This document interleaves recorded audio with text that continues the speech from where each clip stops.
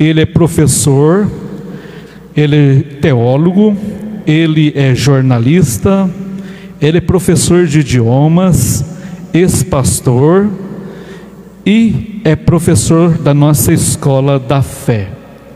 E hoje, no terceiro dia, a reflexão para nós é a vida pública de Jesus. E nós queremos acolher então, com as nossas palmas, o professor Heitor.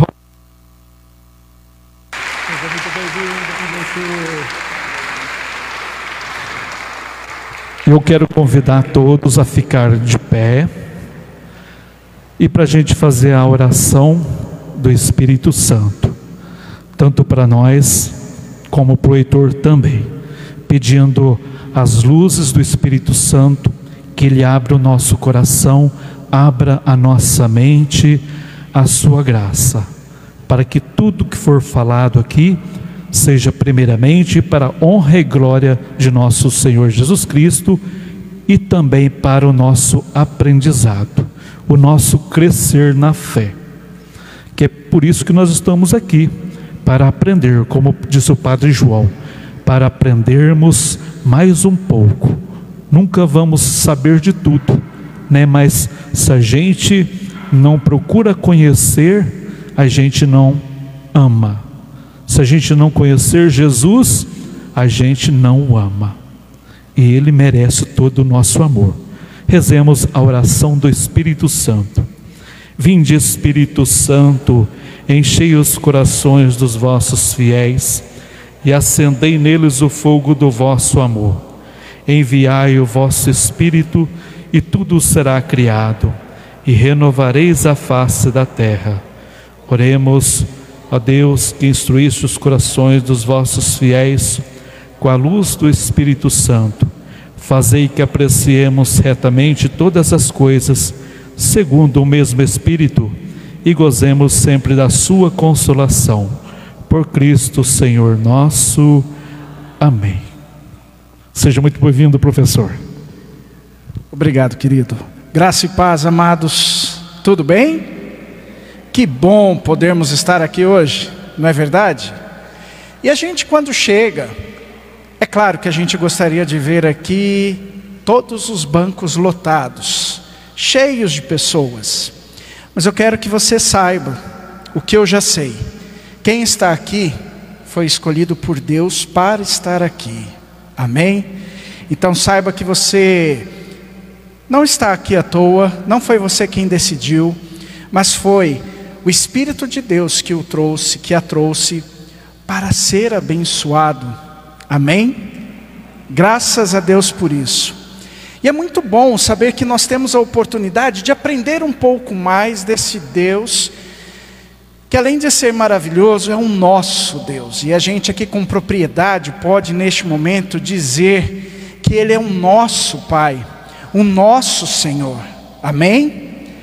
E dentro dessa semana de estudos teológicos, a gente vai estudar um pouquinho sobre a vida pública de Jesus, entender um pouquinho como aconteceu esse processo, o que Ele fez desde o seu nascimento até chegar a cumprir ali o seu chamado, a sua missão. E é por isso que nós estamos aqui hoje.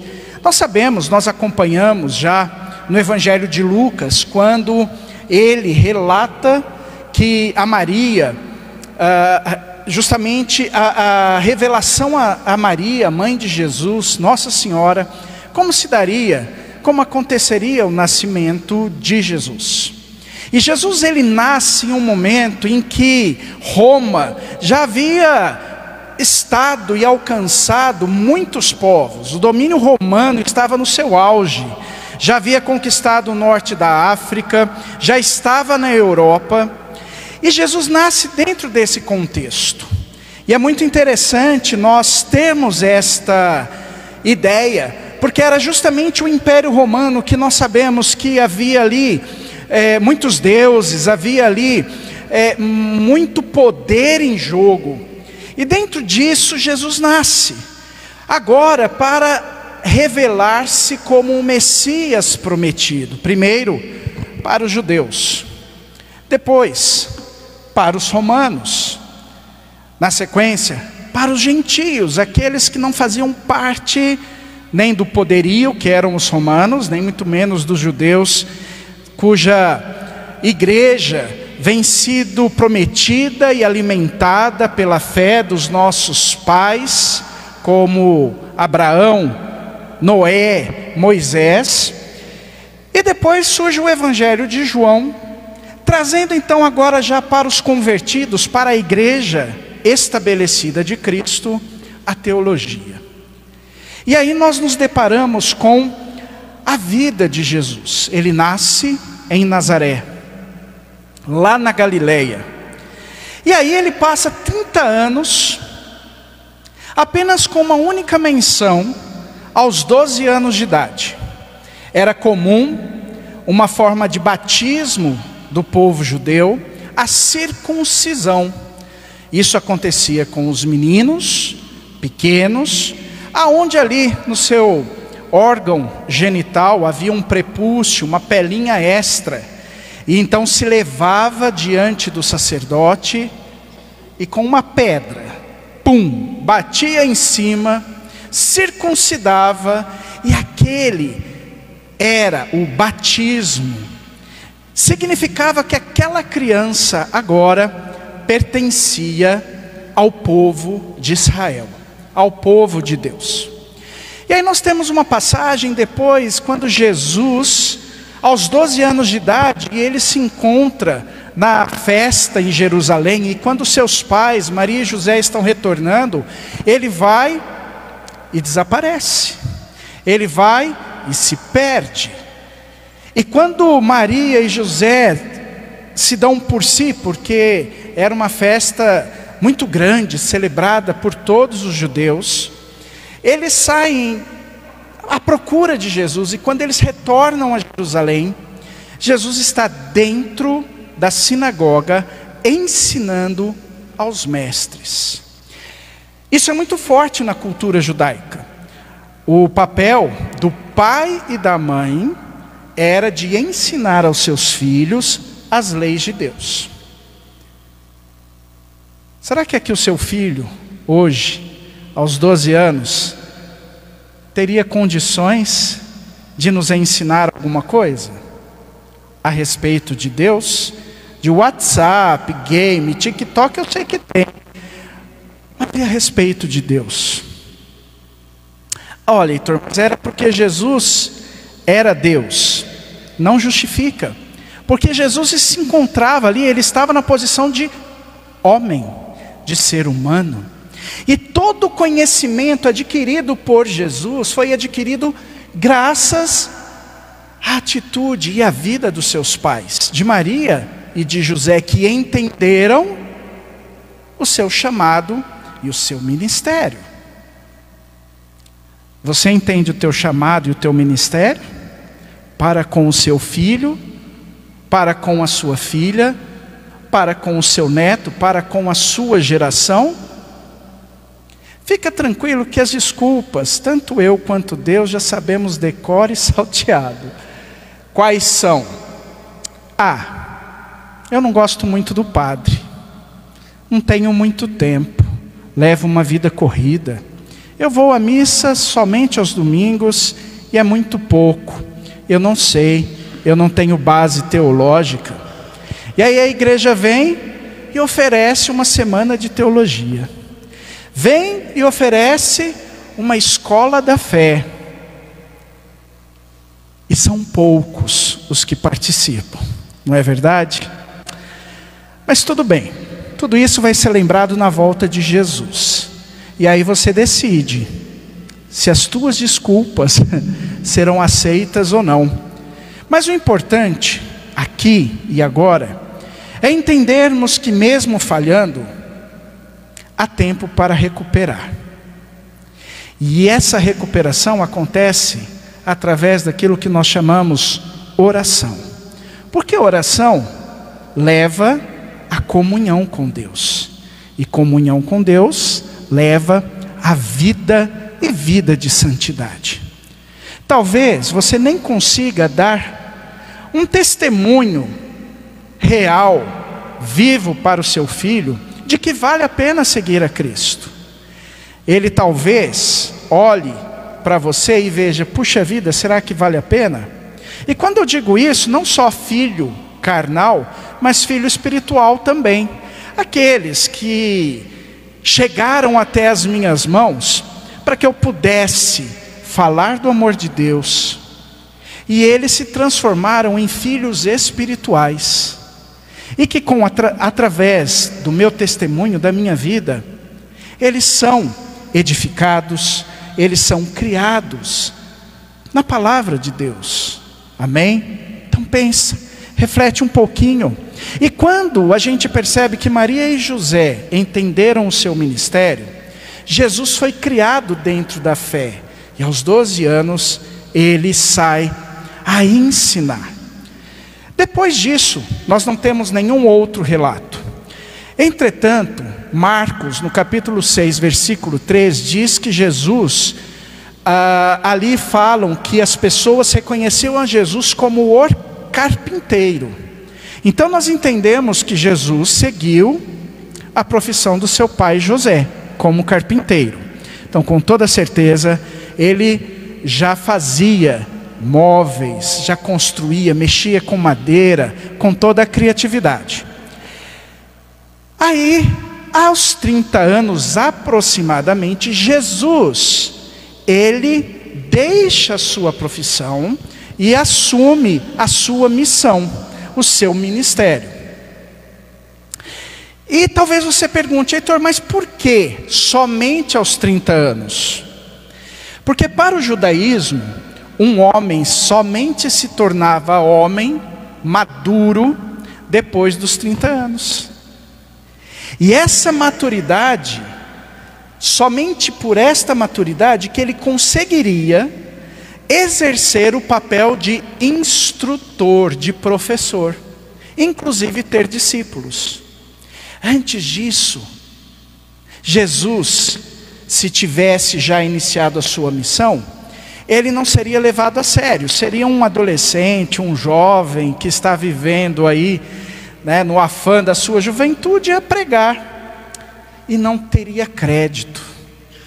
A gente começa a perceber que tudo há um propósito, e respeitar a cultura judaica, a sua religião naquele momento, também se fazia necessária. Por isso ele foi circuncidado. Ele não precisava. Por quê? Porque ele não era pecador. Mas isto foi necessário para que houvesse um reconhecimento, visto que as profecias diziam que este Messias seria judeu. E ser judeu significa seguir todos os rituais, tudo aquilo que era imposto. Senão ele não seria aceito. Se fosse o Messias romano, grego, samaritano, ele não teria o reconhecimento. E então Jesus, após os 30 anos, ele entende esse seu chamado, e ele chama a quem? Aos apóstolos. E ele era de Nazaré, ele vai ali, muito próximo de Nazaré, nós tínhamos ali Caná da Galileia, Betsaída, nós tínhamos ali Cafarnaum, aonde ele começa a chamar os seus discípulos, para que estes então pudessem agora participar 3 anos do seu ministério. É justamente nesse período de 3 anos que Jesus forma a sua igreja.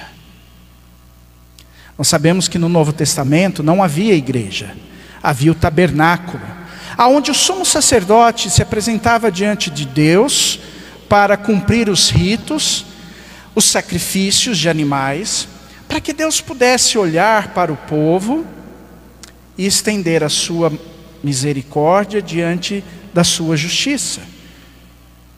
E aí surge, neste momento, com os apóstolos, a formação da igreja. E nesses 3 anos, Jesus passa a ensinar aos seus discípulos, que começam com 12, depois isso já vai aumentando, e ensinar os seus princípios, os princípios de Deus, toda a doutrina.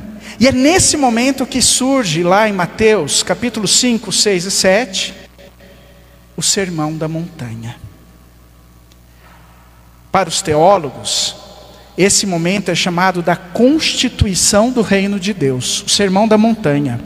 Porque ali existem princípios grandiosos, maravilhosos, onde Jesus ensina como bom pastor as suas ovelhas, todos os princípios. Esse era o objetivo, ensinar agora a igreja a ser igreja, a ter doutrina, a ter fé, a construir uma vida de comunidade. Isso é maravilhoso. Eu gosto muito desta parte. Eu sempre digo que, para muitas pessoas, o julgar, que é uma forma de se colocar no lugar de Deus, é tão comum. A gente julga como bebe água, né? Aquele é de Deus, aquele não é. Ok, a Bíblia diz que nós não devemos julgar. Nós podemos reconhecer a árvore pelos frutos. Se a árvore dá fruto bom, ela é boa. Se ela não dá fruto bom, ela não é boa. Mas o julgar pertence a Deus. E dentro disso, às vezes a gente fica olhando, puxa, mas aquela pessoa agora se converteu a Jesus, mudou de vida, mas vamos ver até quando. O apóstolo Paulo, lembra que eu disse no início que o Império Romano, ele foi saindo, conquistando quem? Norte da África, Europa. Nós somos descendentes de europeus. Nós somos católicos porque o apóstolo Paulo, o grande matador de homens, pecador, miserável, se converteu. E Deus foi tão misericordioso que ele, diante de todas as mortes que recaíram, que estavam em suas mãos, ele agora gera vida, milhares de vidas. E se hoje nós estamos aqui, graças a ele, graças aos apóstolos, que trouxeram então esta visão e cumpriram a missão do reino de Deus. E aí, Jesus, após, nós temos ali o Sermão da Montanha, na vida pública dele, aonde então ele deixa de ser um carpinteiro, entende o seu ministério, o seu chamado, convoca os seus discípulos, ensina aos seus discípulos sobre o reino de Deus, o que aconteceria, e então, inclusive a sua morte e ressurreição. E dentro disso, os milagres passam a acontecer. E os milagres, eles têm um propósito muito, muito forte. Por quê? Porque assim como Tomé, muitas pessoas precisam ver para crer. E os milagres de Jesus trouxeram uma nova realidade. E esta realidade era de que ele era Deus. Na Escola da Fé nós estudamos, o ano passado nós também estudamos sobre os evangelhos. Nós temos Mateus, Marcos e Lucas, que têm a mesma visão de milagres e basicamente os mesmos relatos. E aí a gente vai para João, que é a teologia, é a base da nossa teologia. Enquanto os 3 evangelhos trazem os milagres, João nos apresenta 7 sinais. E João diz, que nem todo milagre é um sinal. Ou seja, o próprio Jesus disse que o diabo também realiza milagres. Quantas vezes a gente vê religiões e religiões aí afora que não são cristãs, poderes sombrios, maquiavélicos, bruxos, senhores da natureza, realizando milagres, realizando cura. O preço é alto. Mas acontece que João ele nos traz 7 sinais, para mostrar que cada milagre desses 7 milagres apontam para a divindade de Jesus, quem era Jesus. Por isso é a base da nossa teologia, do nosso conhecimento. Jesus mostrou que ele era Deus, e ele se revela através dos milagres, para que o povo entendesse que ele era quem geraria vida, e vida em abundância, grande, muita vida. Amém? Nos evangelhos, Mateus, Marcos e Lucas, nós temos mais de 40 milagres de Jesus relatados ali. Mas o apóstolo João, ele termina o seu evangelho no capítulo 21, no versículo 25, dizendo assim: aqui estão relatados apenas alguns dos milagres de Jesus. Se nós fôssemos relatar todas as coisas que ele ensinou e fez, todas as bibliotecas do mundo seriam incapazes de manter, de guardar todos os livros, seriam muitos. Olha que coisa, olha a visão, olha em quantos sinais e maravilhas aconteceram, para que o povo de Deus entendesse agora a missão de Jesus. E que principalmente Jesus veio para curar, para restaurar, restabelecer, e principalmente para que aqui, no dia 15 de fevereiro de 2023, você pudesse estar aqui e eu também. Isso não é lindo? Isso não é maravilhoso? E eu já ouvi pessoas dizendo assim: Heitor, mas por que os milagres hoje não acontecem, ou não acontecem com tanta frequência? A minha explicação é porque falta fé. Olha a máxima que todo mundo já coloca, né? A gente só não dá jeito para a morte. Mentira. Se você tiver fé, você levanta o morto, porque você remove montanhas, inclusive a montanha da morte. Acontece que a igreja de Cristo hoje se encontra há 2023 anos aguardando a volta de Jesus, e parece que não vai acontecer. E ainda bem, que muita gente ia ficar vai ficar. Então a sua misericórdia está aí, está mostrando. Mas a cada dia a gente percebe que a sua volta está mais próxima do que nunca. Quando a gente lê Apocalipse, que fala sobre a volta de Jesus, por exemplo, fala de um sinal.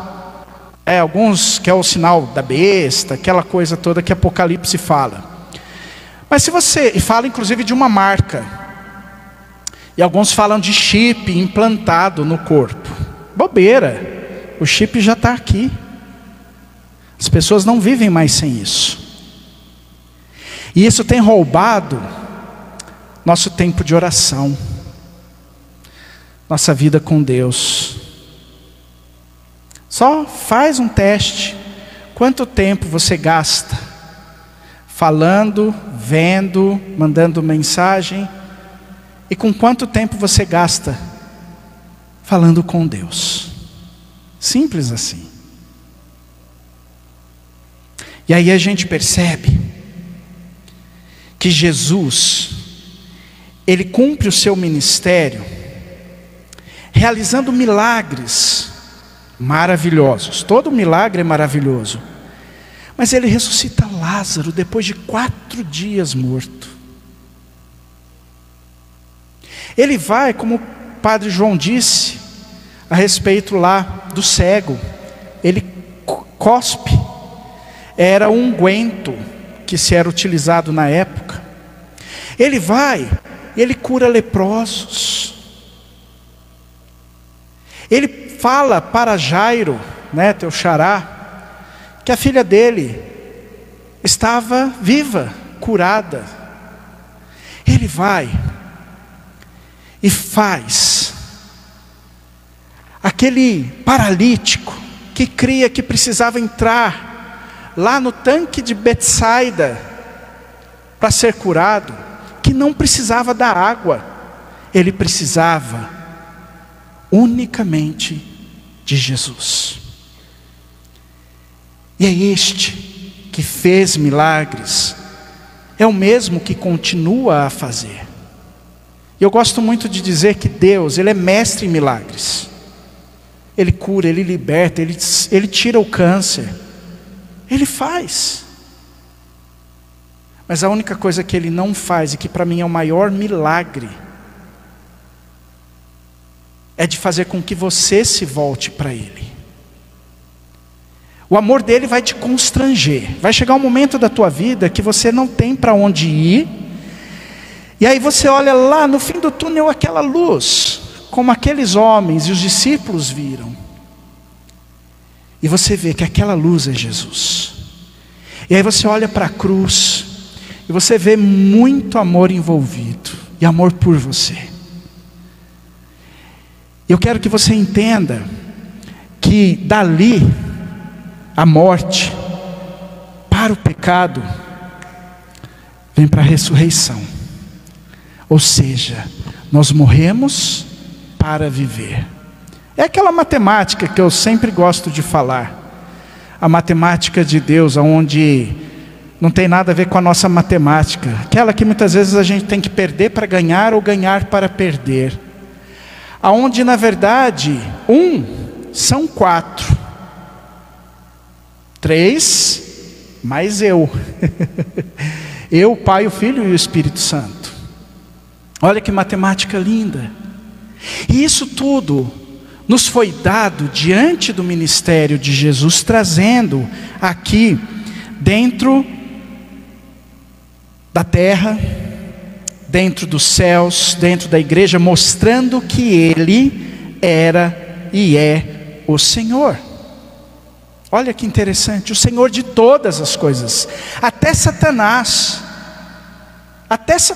ele treme e estremece diante do nome de Jesus. E o que é interessante é que as pessoas têm mais medo do diabo do que de Deus. Não chuta uma macumba, mas não está nem aí. Na hora que da palavra, dentro da igreja, está conversando, né? Olha que interessante, como as coisas mudam. Sendo que, tá bom, a gente não precisa e não deve ter medo de Deus. A gente precisa ter temor. O diabo é o diabo, ele já está condenado, morto. Mas Deus, Ele está dando vida. E é isso que Ele trouxe aqui no seu ministério público, ensinando que Ele era o Senhor de todas as coisas. Ele ordenou com que o vento parasse, o mar se acalmasse, e a natureza, a terra obedeceu. Ele disse para Satanás se calar, e ele se calou. E ele disse aos seus discípulos: vá, pregue, ide por todo o mundo, porque Ele é Senhor. Toda a natureza obedece à voz do Senhor. Quem não obedece é pela rebeldia, que é natural, nossa. Então, ao entendermos que Deus, Ele é o Senhor de tudo, nós entendemos então, que nesse ministério da vida pública de Jesus, onde Ele começa então, a realizar os seus milagres, e a comandar, ensinar e cuidar da sua igreja, dos seus discípulos, que Ele formou então, a essa igreja. Que Ele celebra a ceia ali com os discípulos, e que Ele torna os discípulos em apóstolos. Olha que lindo. Discípulo significa, queridos, aprendiz. Ser discípulo é um aprendiz. Ser apóstolo é ser agora o representante do Senhor. É aquele que vai levando a palavra de Deus para as pessoas. Nós somos discípulos porque aprendemos, mas somos apóstolos também, porque nós andamos representando a Deus. E isto é uma marca, esta é uma marca do ministério de Jesus, que deixou em nós. Ele diz: em memória de mim, ensinando aos discípulos, ou seja, a Eucaristia. Quantos aqui já foram para Aparecida do Norte? Levanta a mão. Ok, continua com a mão levantada aí. Quantos, quando vão ao Santíssimo lá? Pode abaixar aí, que eu sei. Olha como diminuiu. Gente, o que é o Santíssimo? Hã? Quem está ali? Ele não é mais importante que Nossa Senhora? Ele não é mais importante do que o shopping? Do que a feirinha que eu posso ir lá e comprar, né, os meus xing-lings da vida? E por que eu não vou? Prioridade, entendimento, missão, submissão, ausência de Deus muitas vezes, ausência da vontade de comungar, de estar. É interessante, as pessoas hoje, eu sempre falo isso, pedem muita oração. E eu gosto sempre de bater na tecla que o mesmo poder, né, eu recebo muito pedido de oração, e eu bato na tecla, o mesmo poder que eu tenho de interceder, você tem. Então não precisa pedir para mim, vem aqui, ó. E clama, conversa, chora. Claro que nós temos a mãe, claro que nós temos os santos, mas ele está ali direto, vai até lá. Heitor, eu não me sinto capaz, eu não me sinto, sei lá, parece que eu fico meio intimidade, porque ele sabe quem eu sou. É por isso mesmo. Vai e clama. Amém?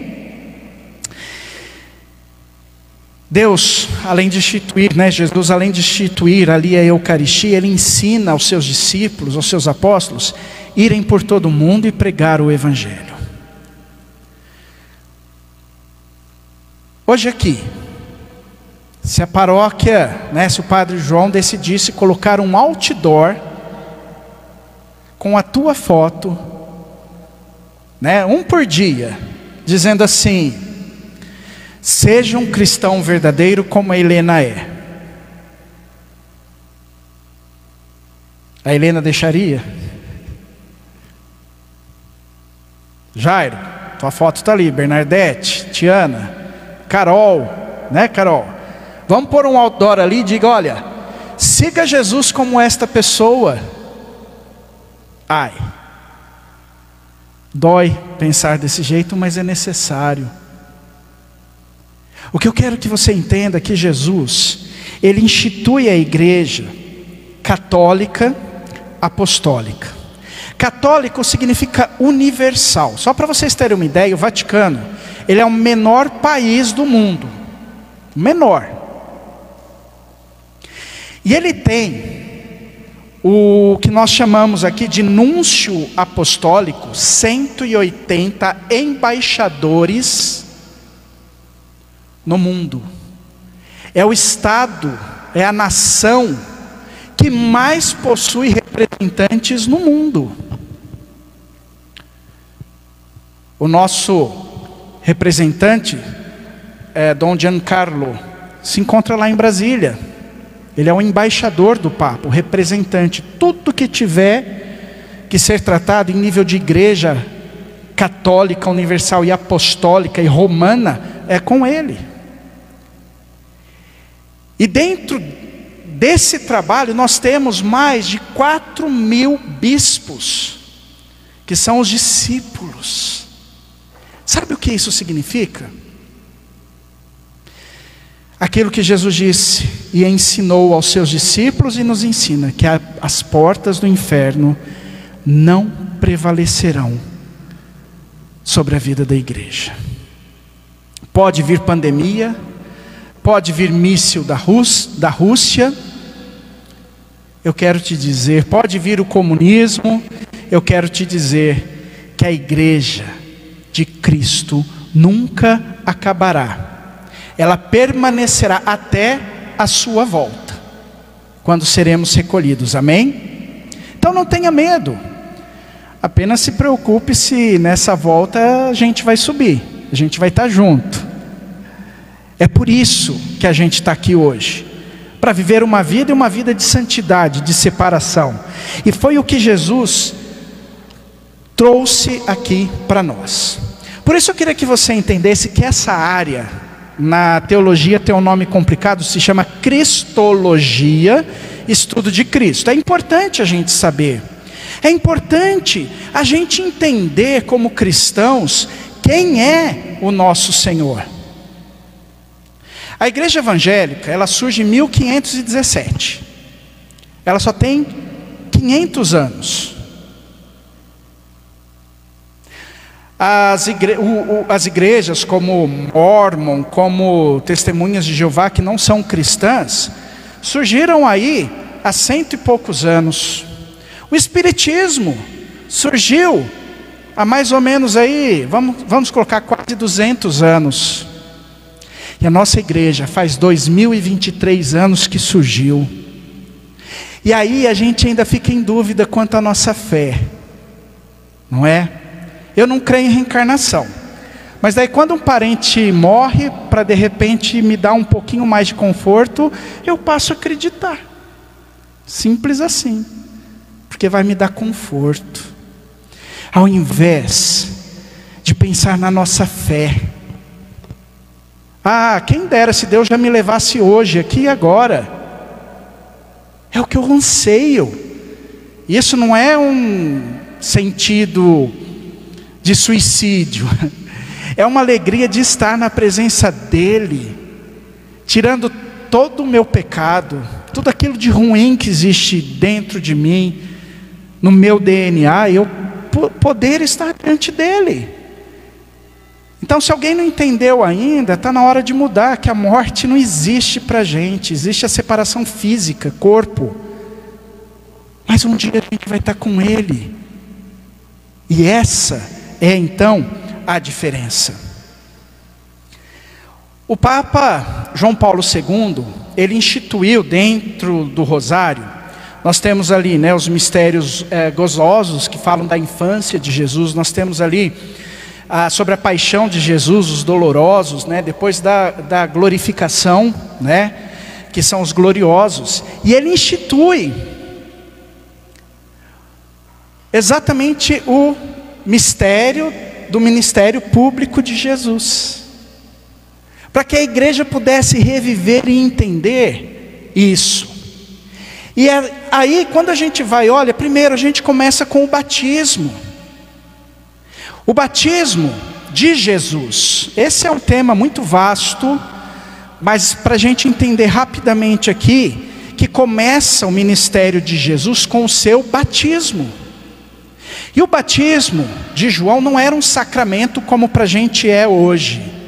Ele era apenas um sinal de arrependimento do povo judeu, das prostitutas, das sacerdotisas, dos sacerdotes, de outros deuses.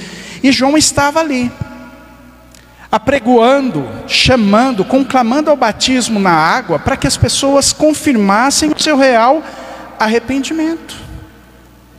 Só que Jesus, ele não era pecador. Jesus, ele não precisava ser batizado. Mas dentro do propósito de Deus, o próprio João Batista disse: eu não sou digno de batizar a este que era primo, mas que eles não haviam nunca se encontrado, nunca se visto. E João Batista, aquilo que aconteceu no ventre da sua mãe, quando se deparou com Maria, grávida de Jesus, e ali ele se agitou, ele também se agitou ali, às margens do Rio Jordão, vendo Jesus. E ele diz: eu não sou digno. E Jesus: filho, faça o que precisa ser feito. Porque naquele momento, Jesus estava assumindo sobre si o início do seu ministério, que era carregar o nosso pecado.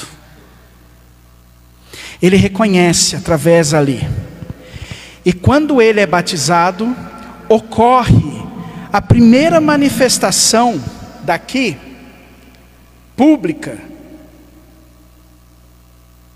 do testemunho de Deus de que Jesus era o Messias. Só aconteceram 2 vezes, no batismo e depois da transfiguração de Jesus no monte, antes de ser levado ao Calvário, aonde o Espírito Santo desce e mostra e testifica que Jesus era o Messias.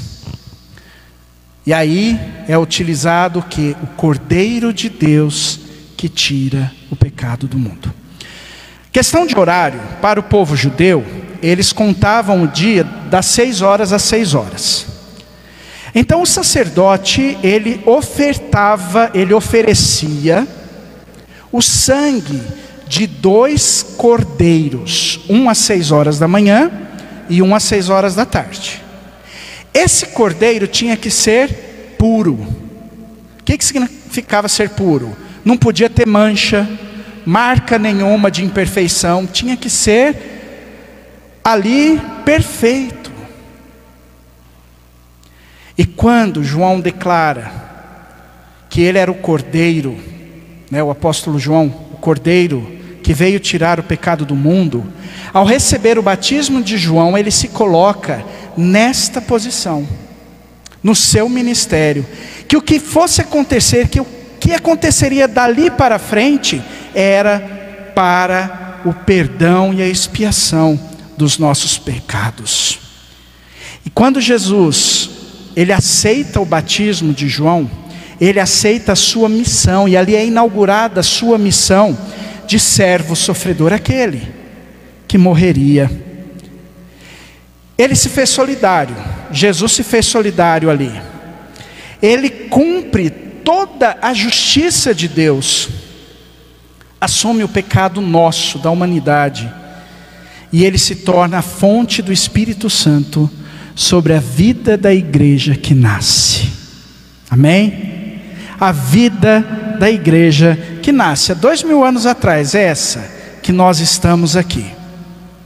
E o que é interessante, que ainda há uma briga com a palavra sábado, porque o Velho Testamento diz que o dia do Senhor é o sábado. A gente decorou lá os 10 mandamentos, e agora surge o domingo, o primeiro dia da semana, como aquele que foi separado, instituído para Deus.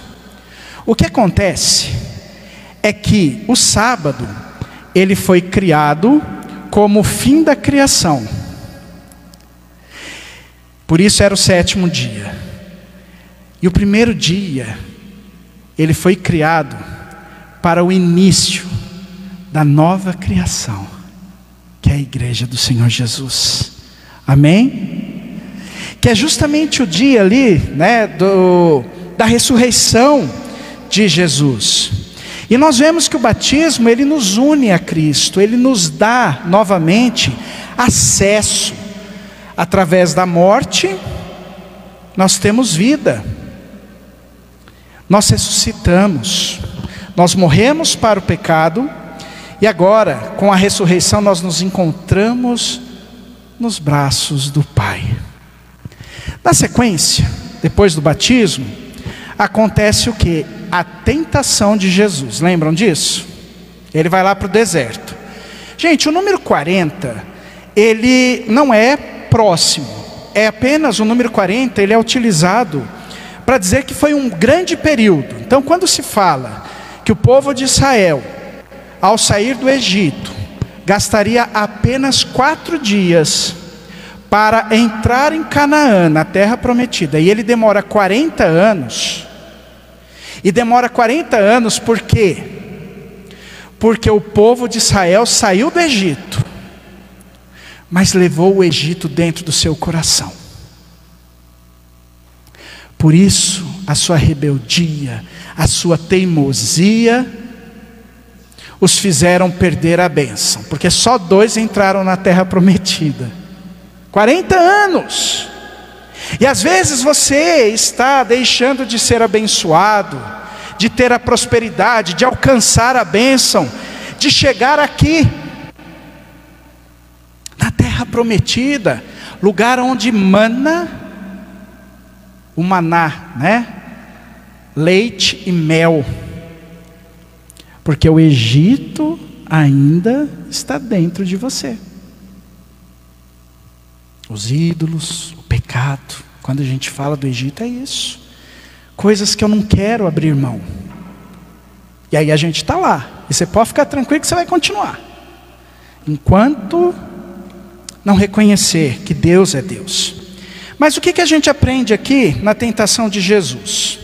Primeiro, que o diabo, ali, Jesus jejuando, buscando aquele tempo para dar o início ali aos milagres, à pregação, o diabo ele trabalhou com 3 tentações. Por quê? Qual era o objetivo do diabo?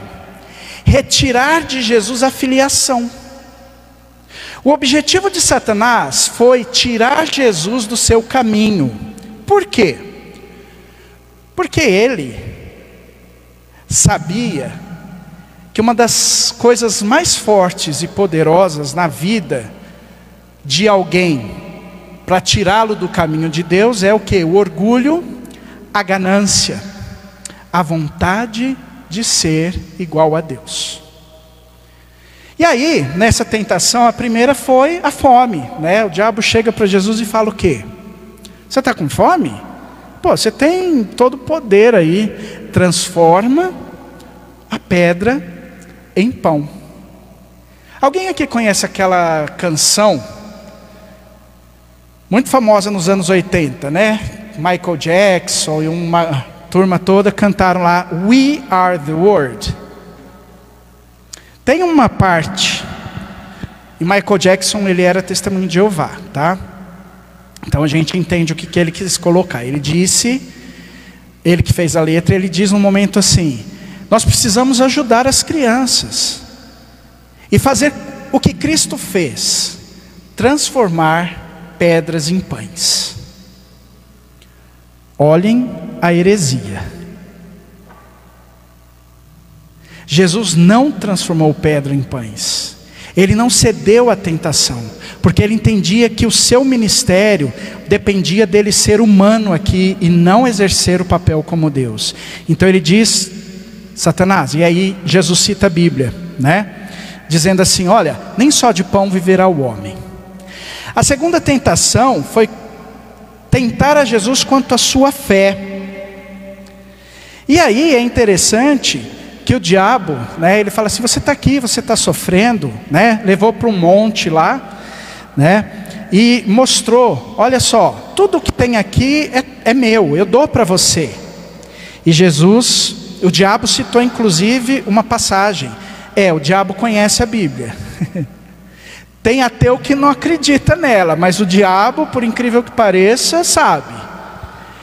E aí, Jesus disse, não tentarás ao Senhor teu Deus. E a terceira tentação foi em relação à adoração. Ele levou Jesus para um monte mais alto e disse, você está vendo, tudo isso aqui é meu. Todos esses povos. Abdica da tua missão que eu te dou. Me chame aqui, né, de teu Deus e acaba o teu sofrimento. Talvez tenha sido esse o discurso com os anjos caídos. E aí Jesus fala, somente ao Senhor teu Deus adorarás. Inclusive, queridos, eu quero que você entenda, olha só, Jesus citou a Bíblia 3 vezes durante a tentação. Satanás tentou. Sabe por que a gente cai na tentação? Cai no pecado? Porque a gente não usa a Bíblia. Vai, se apropria das promessas. Eu estou enfermo, não tem problema, eu tenho salvação. Pega a Bíblia, abre, busca os textos, leiam os salmos. Você vai ver como Deus fala e faz. Amém? E aí Jesus começa a sua missão depois da tentação. E qual foi o primeiro milagre relatado por João? Quem se lembra? Primeiro sinal. Foram muitos que os outros evangelhos trazem, mas João só traz 7. O primeiro foi as bodas de Caná da Galileia. Ele transforma 600 litros de água em vinho. Ele muda a matéria e a essência. E é aqui que surge a nossa crença, a nossa fé em Nossa Senhora. Porque aquele milagre não era para ter acontecido. Jesus, ele estava caminhando no seu ministério, mas ele iria inaugurar de uma outra maneira. E aí, Maria chega, e Maria não se encontra em todo o ministério de Jesus, apenas em algumas partes. Mas ali, que era parente de Jesus, a festa ali, ela chega, e ela diz aqui, para que Jesus fizesse alguma coisa, porque o vinho tinha acabado. E Jesus diz: mulher, não é chegada a minha hora ainda. E Maria, como mãe que conhecia o filho, chega e diz: escuta, faz tudo o que ele ordenar. Ela sabia que alguma coisa ele faria. E Jesus antecipa o milagre. Por isso nós cremos na intercessão da Virgem Maria, como mãe. Então a gente pode pedir sim. Graças a Deus por isso. Amém? Eu sou Deus. Eu tenho poder. É o que Cristo quis fazer e falar em todo o seu ministério. Ele inaugura o reino de Deus, chamando os apóstolos para participarem da vida divina e da vida eterna em Cristo, pelo batismo e pela igreja. E queridos, sem igreja não há reino de Deus. Não há reino de Deus.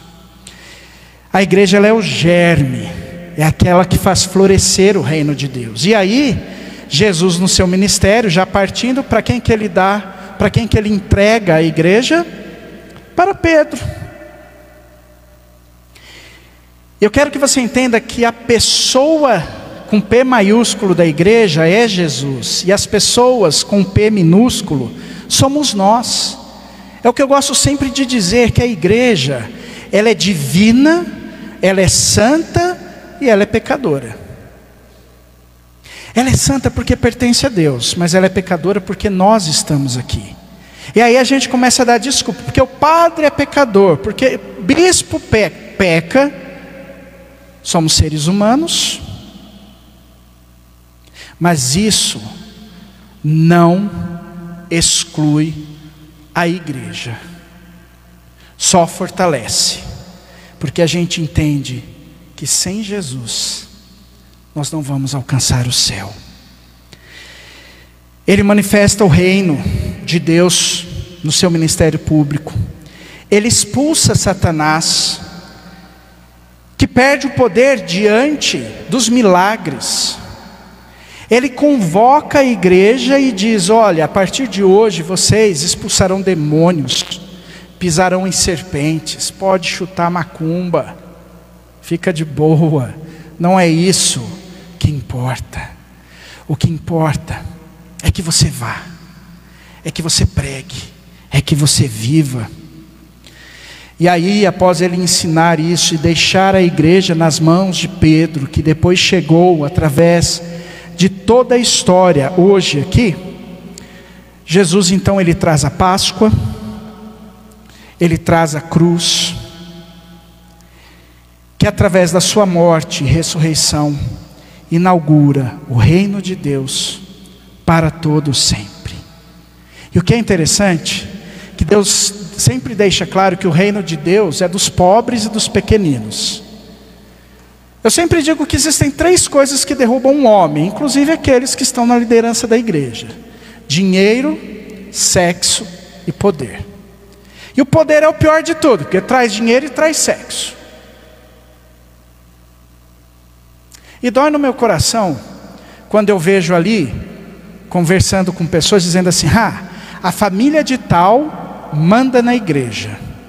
Você deve conhecer alguma história lá do bairrinho pequeno, né? Talvez aqui tenha, eu não sei, mas a gente sabe que existe. igreja de Cristo. Sirva-o com o coração quebrantado e com a missão da restauração de Cristo na tua vida. E não importa se o diabo se levanta, ou se pessoas usadas por ele ou usadas pela sua carne queiram derrubar a igreja. Às vezes não tem nem concepção, nem mentalidade disso. Mas o importante é que Deus nos ergueu para que nós possamos viver a humildade do serviço. Quando Jesus nos deixa no seu ministério as suas parábolas, que são lindas, né? Parábolas era uma forma de Jesus nos ensinar através de exemplos, aonde através das parábolas ele nos convida à vida, e uma vida pela fé, ou seja, uma vida liberta da escravidão do pecado. Amém? Ame a este que se revelou a nós. Viva, custe o que custar. Ele nunca disse que seria fácil. E que bom que não é. Porque Jesus disse que quando nós estamos fracos, Ele nos torna fortes. E quando estamos fortes, Ele nos deixa fracos. Sabem por quê? Para que a gente nunca se esqueça que dependemos dEle. E que ansiamos estar com Ele. E que aqui é o começo sim do céu. Então vamos viver. Amém? Vamos ficar em pé. Coloque a mão no teu coração. Senhor, nesta noite, nós entendemos aqui o processo da tua vinda.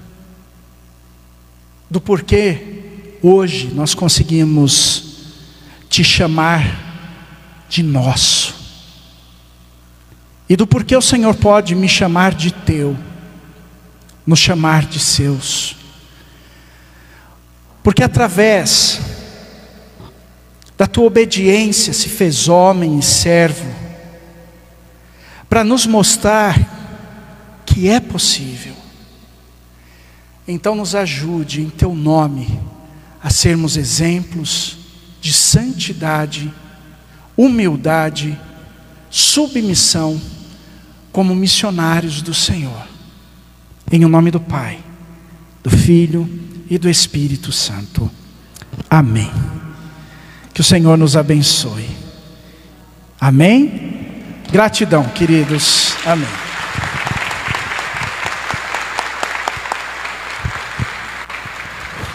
O nosso coração não ardia enquanto ele falava? Sim ou não? O nosso coração não ardia enquanto ele falava? Louvado seja Deus pela sua vida, Heitor. Louvado seja Deus por você ter compreendido o ser discípulo e missionário. A igreja nos pede tanto, né? A sermos discípulos missionários. O Heitor falou: discípulo, aquele que aprende; missionário, aquele que vai ensinar o que aprendeu. E pode ter certeza que todos nós estamos ainda com o coração ardendo. Eu não falei para vocês que nós temos que conhecer para amar? Sim? Temos que conhecer para amar. Conhecer a igreja de nosso Senhor Jesus Cristo para amá-la. Deus lhe pague, Deus abençoe. Gratidão, Heitor, por este dia, por disponibilizar o teu tempo, né, e colocar-se a serviço do reino de Deus. Deus lhe pague, Deus abençoe. Mais uma vez, por favor.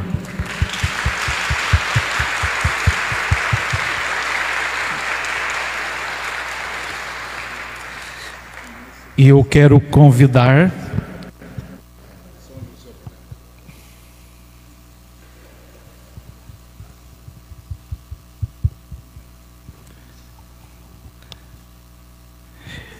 E nós temos um convite muito importante para amanhã. Amanhã, o nosso 4º dia da segunda semana bíblico-teológica. Todo mundo está convidado para voltar amanhã e trazer mais uma pessoa. Talvez o seu vizinho, a sua vizinha não sabe ainda, né? Manda um zap para ela, grita para ela, fala para ela, né, que amanhã vamos ter mais um dia. Amanhã vamos ter o professor Ivan, né, com o tema Crucifixão e Morte de Nosso Senhor Jesus Cristo. Tenho certeza que vai valer a pena, como valeu a de hoje, a de ontem, né, o de anteontem. Então vamos encerrar, né, este nosso momento, né. O Heitor falou, né, do primeiro sinal, né, de Jesus, que foi, né, quando ele fez, né, estava no casamento, nas bodas de Caná, né, convidado ali junto com sua mãe. E que eu amo muito, Heitor, essa frase de Nossa Senhora, né? De tudo que Nossa Senhora, né, do pouco que ela falou, ela diz: fazei tudo o que ele vos disser. Essa é a grande mensagem dela, né, neste primeiro sinal. Então vamos rezar uma Ave Maria, encerrando este nosso encontro e pedindo que a Nossa Senhora, a nossa mãe, a Mãe de Deus, né, continue intercedendo, né, pela vida do Heitor, né, pela sua missão de ser discípulo e missionário, né, de continuar anunciando as maravilhas de Jesus, né, para todos nós e para todos, né, que cruzarem a sua vida. Ave Maria, cheia de graça, o Senhor é convosco, bendita sois vós entre as mulheres, bendito é o fruto do vosso ventre, Jesus. Santa Maria, Mãe de Deus, rogai por nós, pecadores, agora e na hora de nossa morte. Amém. Agradecendo a você que veio, agradecendo a você, né, que esteve conosco, né, pelos meios de comunicação. Uma boa noite e até amanhã, se Deus quiser.